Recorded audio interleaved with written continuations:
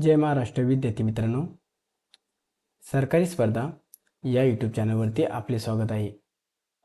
विद्यार्थी मित्रांनो, आज आपण बघणार आहोत मुंबई उच्च न्यायालय पदासाठी महत्त्वपूर्ण प्रश्न. आज आपली सराव प्रश्नपत्रिका क्रमांक 15 आहेत. या प्रश्नपत्रिकेमध्ये आज आपण एकूण 30 प्रश्न बघणार आहोत आणि हे 30 प्रश्न आपल्या परीक्षेसाठी महत्त्वाचे असणार आहेत. त्यामुळे हे 30 प्रश्न तुम्हाला शेवटपर्यंत बघण्याचा प्रयत्न करायचा आहे. विद्यार्थी मित्रांनो, जर सरकारी स्पर्धा या यूट्यूब चॅनलवरती तुम्ही नवीन असाल तर या यूट्यूब चॅनलला तुम्ही सबस्क्राईबसुद्धा करून घेऊ शकता, जेणेकरून पुढील येणारे व्हिडिओ तुमच्यासाठी महत्त्वाचे ठरू शकतात. चला तर सुरुवात करूया आज आपल्या प्रश्नांना. विद्यार्थी मित्रांनो, तुम्हाला या प्रश्नाची उत्तरे देण्याचा प्रयत्न करायचा आहे. शेवटपर्यंत किती प्रश्न तुमचे बरोबर येतात ते तुम्हाला कमेंट करून सांगायचे आहेत. चला तर प्रश्न क्रमांक पहिला आपण बघूया. प्रश्न पहिला, राज्यपालांचा कार्यकाळ सामान्यतः किती वर्षाचा असतो? तर या प्रश्नाचं योग्य उत्तर होईल 5 वर्ष. पर्याय ए या प्रश्नाचं योग्य उत्तर होणार. प्रश्न 2, भारतीय राज्यघटनेच्या कोणत्या कलमाअंतर्गत निवडणूक आयोगाची स्थापना करण्यात आली आहे? तर या प्रश्नाचं योग्य उत्तर होईल कलम 324. पर्याय डी या प्रश्नाचं योग्य उत्तर असणार आहे. तर कलम 324 नुसार निवडणूक आयोगाची स्थापना करण्यात येते. प्रश्न 3, लोकसभेचा कार्यकाळ सामान्यतः किती वर्षाचा असतो?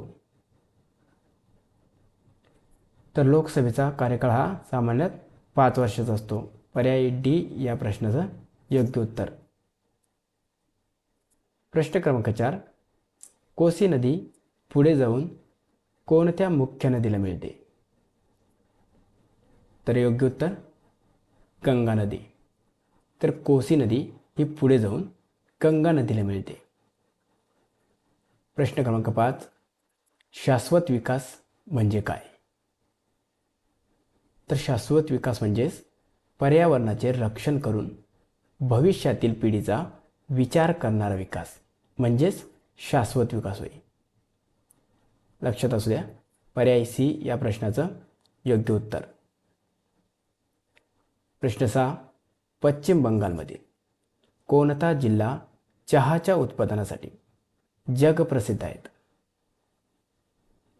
तर पश्चिम बंगालमधील दार्जिलिंग हा जिल्हा चहाच्या उत्पादनासाठी जगप्रसिद्ध आहेत. पर्याय बी या प्रश्नाचं योग्य उत्तर. प्रश्न 7, काझीरंगा उद्यानाला युनेस्को जागतिक वारसा स्थळ म्हणून कधी घोषित करण्यात आले आहेत? तर काझीरंगा उद्यानाला युनेस्को जागतिक वारसा स्थळामध्ये 1985 साली घोषित करण्यात आलेले आहेत. पर्याय डी या प्रश्नाचे योग्य उत्तर असणार आहेत. प्रश्न 8, कोची शहर भारताच्या कोणत्या किनारपट्टीवर वसलेले आहेत? तर कोची शहर हे मलबार किनारपट्टीवर वसलेले आहेत. पर्याय सी योग्य उत्तर या प्रश्नाचं. प्रश्न 9, लोथल शहराचे उत्खनन कोणी केले? तर लोथल शहराचे उत्खनन S.R. राव यांनी केलेले आहे. पर्याय डी या प्रश्नाचं योग्य उत्तर असणार आहेत. प्रश्न क्रमांक 10, जालियनवाला बाग हत्याकांड कोणत्या शहरात घडले? तर जालियनवाला बाग हत्याकांड हा अमृतसर या शहरामध्ये घडलेला आहे. पर्याय बी योग्य उत्तर होणार. प्रश्न 11, नेहरूंनी लिहिलेल्या डिस्कवरी ऑफ इंडिया या पुस्तकाचा मुख्य विषय काय आहेत? तर डिस्कवरी ऑफ इंडिया या पुस्तकाचा मुख्य विषय होता भारताचा इतिहास, संस्कृती आणि तत्त्वज्ञान. हा डिस्कवरी ऑफ इंडिया पुस्तकाचा मुख्य विषय होता.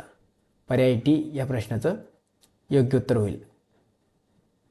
प्रश्न 12, गुरु नानक देव यांचा जन्म कोणत्या वर्षी झाला?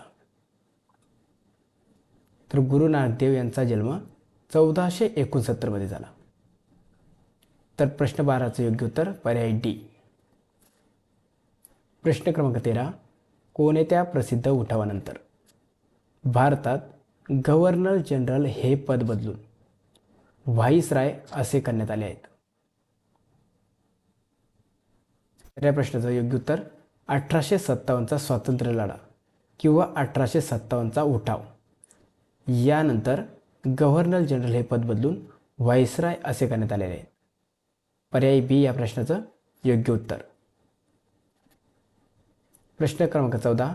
भारतीय राज्यघटनेतील कोणत्या कलमात दुरुस्ती करून मतदानाचे वय बदलण्यात आले आहेत? तर कलम 326 नुसार या कलमामध्ये दुरुस्ती करून मतदानाचे वय बदलण्यात आलेले होते. पर्याय सी या प्रश्नाचं योग्य उत्तर. प्रश्न 15. प्रतिभाताई पाटील यांचा राष्ट्रपती म्हणून कार्यकाळ कोणता होता? तर प्रतिभाताई पाटील या राष्ट्रपती 2002 ते 2007 हा त्यांचा कार्यकाळ होता राष्ट्रपती असण्याचा. पर्याय सी या प्रश्नाचं योग्य उत्तर. प्रश्न 16. लाफिंग गॅसचे रासायनिक सूत्र खालीलपैकी कोणते? तर लाफिंग गॅसचे रासायनिक सूत्र N2O म्हणजेच नायट्रस ऑक्साईड. पर्याय सी या प्रश्नाचं योग्य उत्तर. प्रश्न 17. मानवी शरीरात रक्ताभिसरणाचे मुख्य केंद्र कोणते अंग आहेत? तर रक्ताभिसरणाचे मुख्य केंद्र हे हृदय असते. पर्याय बी या प्रश्नाचं उत्तर होईल. प्रश्न क्रमांक 18. जेव्हा रक्तातील साखरेची पातळी खूप कमी होते तेव्हा स्वादुपिंड कोणते सप्रेरक सोडते? तर या प्रश्नाचं योग्य उत्तर पर्याय सी ग्लुकागॉन.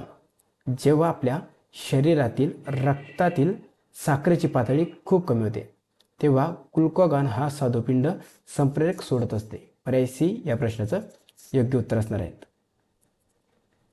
प्रश्न क्रमांक 19.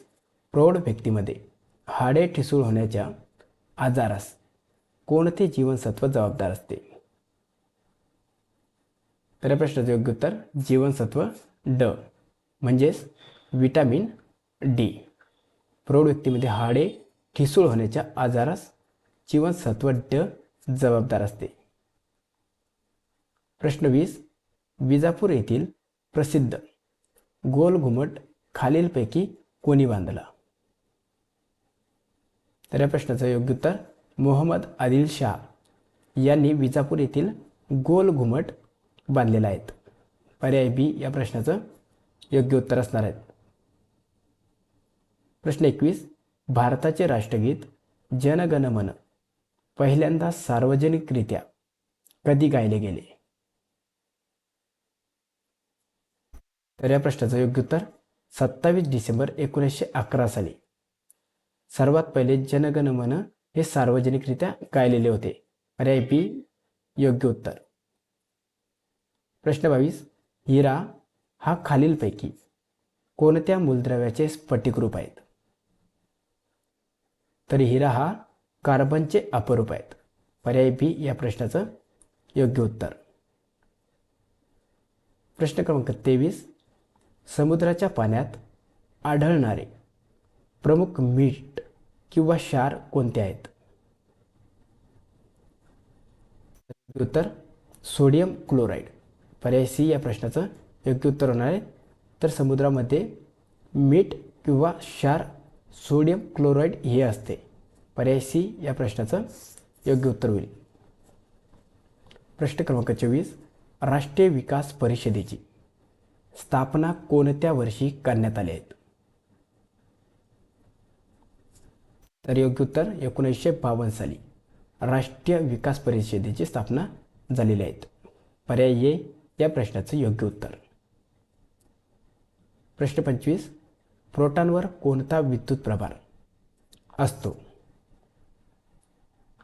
तर प्रोटॉनवर नेहमी पॉझिटिव्ह प्रभार असतो म्हणजेच धनप्रभार. पर्याय डी या प्रश्नाचं योग्य उत्तर. प्रश्न क्रमांक 26. भारताच्या अणुऊर्जा कार्यक्रमाचे जनक कोणाला मानले जाते? तर अणुऊर्जा कार्यक्रमाचे जनक डॉक्टर होमी जहांगीर भाभा यांना मानले जाते. पर्याय डी या प्रश्नाचं योग्य उत्तर. प्रश्न 27. शांतिनिकेतन हे ठिकाण भारताच्या कोणत्या राज्यामध्ये स्थित आहे? तर शांतिनिकेतन हे ठिकाण पश्चिम बंगालमध्ये स्थित आहे. पर्याय डी या प्रश्नाचं बरोबर उत्तर होईल. पुढचा प्रश्न क्रमांक 28. अर्थशास्त्राचा नोबेल पुरस्कार जाहीर करणारी संस्था कोणती आहे?